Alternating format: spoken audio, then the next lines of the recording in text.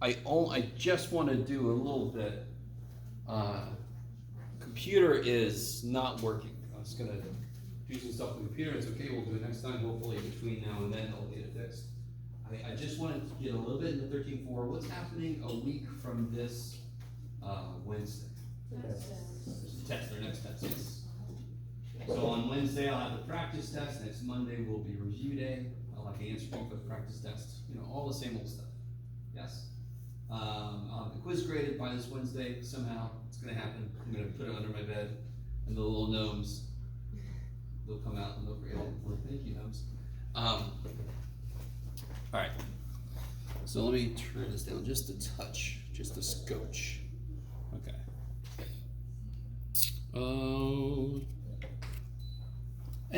All right, so I guess there's no more questions on the quiz. Any questions from homework stuff? Or?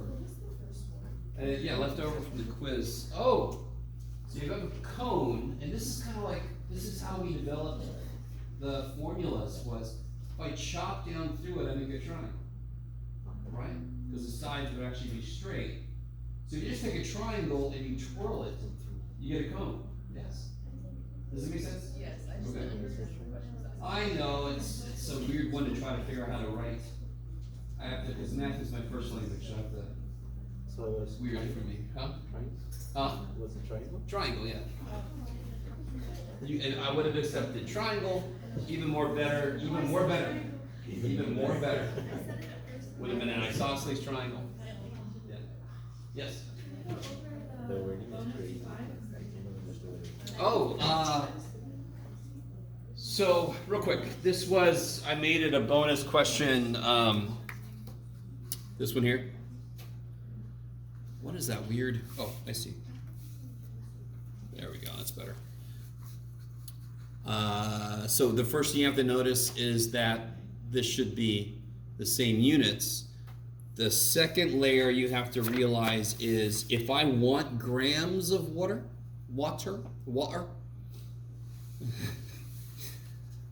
if I want grams of water, I want to start with centimeters. See that?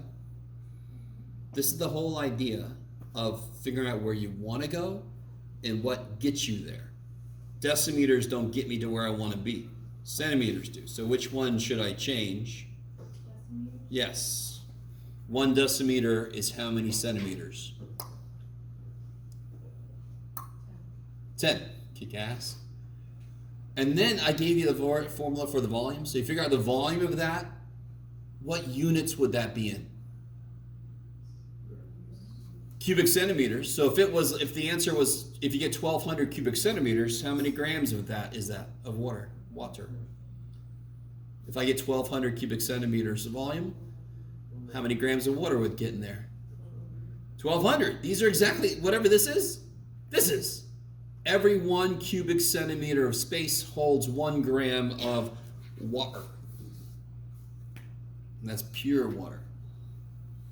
Water. Screw it. I say water. I do. Yes.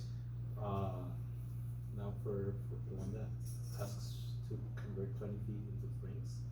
Oh yeah. Sure. Would that just be dividing the amount of? So I said, if I told you Frank was 5 foot tall, how many francs would 20 feet be? 4 francs. Okay. So if you just knew how tall Frank was in feet, you then would divide. But do you see what I just did? This is from semester 1. This is from Math 425. And I told my students this. I don't know what, if you took care of what I told you, but if I have a problem where the numbers are weird, I just make better numbers for a second. Our brain will then latch onto it and do the math, and I'm like, oh, I'll do that same math with the weird shit. So if I knew Frank was 5 feet tall, that's an easy question. 4 francs. Just put Frank and then clone him and put another Frank on top of Frank. There you go, 4 francs tall, yes? You with me? So if I just convert Frank's height to feet, and then divide 20 by that, it'll tell me how many francs would fit there. Yeah. You get, does that make sense? So unfortunately we have to chop one of the slums, it's gonna be horrible. Sorry, Frank, it's not a whole Frank. No! Alright, I'm sorry, I watched too many horror movies and such. Anything else from the quiz? Anything from homework? Okay, So we have one section left. I just want to do a little bit to give you and me a bit of a break.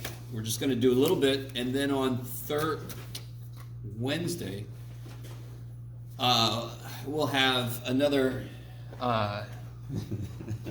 incredibly exciting handout to work on related to 13.4. So what I want to say, let's see. Shoot, I don't know if anybody brought there. Get with them. It's okay. If you didn't, it's okay. We're not going to really use it too much. If I have a prism, can somebody tell me anything about a prism? If that's what I've got. Tell me anything about it. Say again. Repeated shape. Repeated shape. Where would that repeated shape be on the end product? That's a weird question, but like on the bottom and the top. Yeah, so it's like two bases. You with me? And if it's a polygon, what shape are the lateral faces? Rectangles. Could be squares, but the square is just a special rectangle, so rectangle. Cheers, yes. You guys kind of with me a little bit? How we work this for each other? Okay. So if I have a repeated shape, let me see if you guys are with me on this part right here. If I had a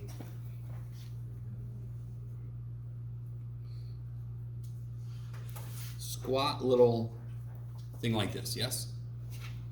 And it was 7 by 6 by 1. What is the area of the base?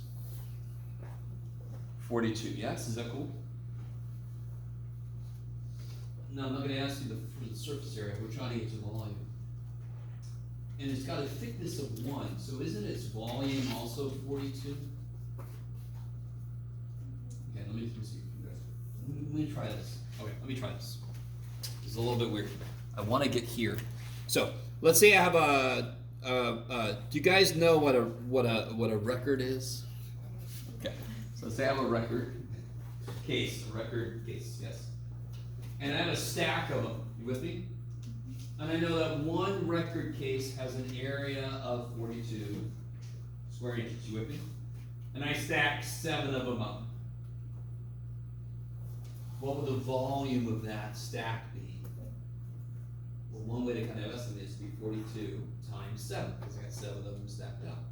Now, it's not quite that, because it depends on how thick they are, but if I have a single, like, very thin sheet of paper that's 42 square inches, if I stack enough up, get out of here, like this, then I would just multiply the area times the height. Because I had that many of them stacked up. I'm not sure if you guys are with me or not. Okay, maybe. So any prism, if I make like a full-fledged rectangular solid, which is the most basic prism you can have, so it's really easy for me to draw. And let's say the base is 5 by 3 and the height is 11. Let's give some actual units, Jeff. Sure, man. What's the area of the base? 15 square centimeters. So what's the volume? It's going to be that times how many of those are stacked up, or the length along which that thing is repeated. So that would just be, in this case, 5 times 3 times 11 would be 15. And I've got 11 of those things kind of stacked up. Does that make any sense? I like it. Erica's like, it's 165, Jeff. Okay. 165 what? Cubic centimeters. Kick ass. So it does not matter the shape of the base, because the idea remains the same. No matter what the shape of the base is, I'm going to repeat it so much. So if I know the area of the base, I'm going to multiply by how long it's repeated for. Does that make any sense? So for example, what's that number 5 formula up on the board all about? What was this for? Cylinder, yes. Jeff, look, all right, everybody gaze upon Jeff spelling cylinder. Just enjoy that for a moment. Okay, thank you. just to call myself out.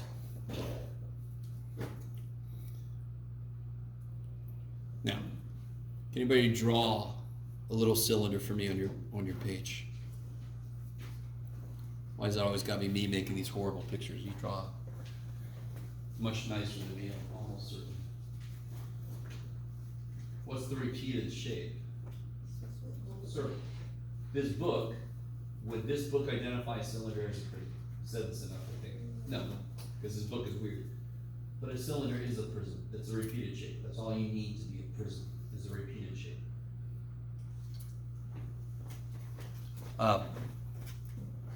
Then the repeated shape is a circle.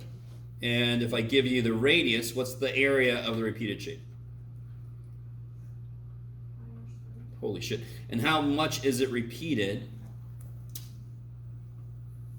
How big of a stack of those do I have? H, yeah. So it's just the area of the base times the height. Or if I lay it on its side, you would think of it as a length. You guys kind of with me? But okay. So this volume is just the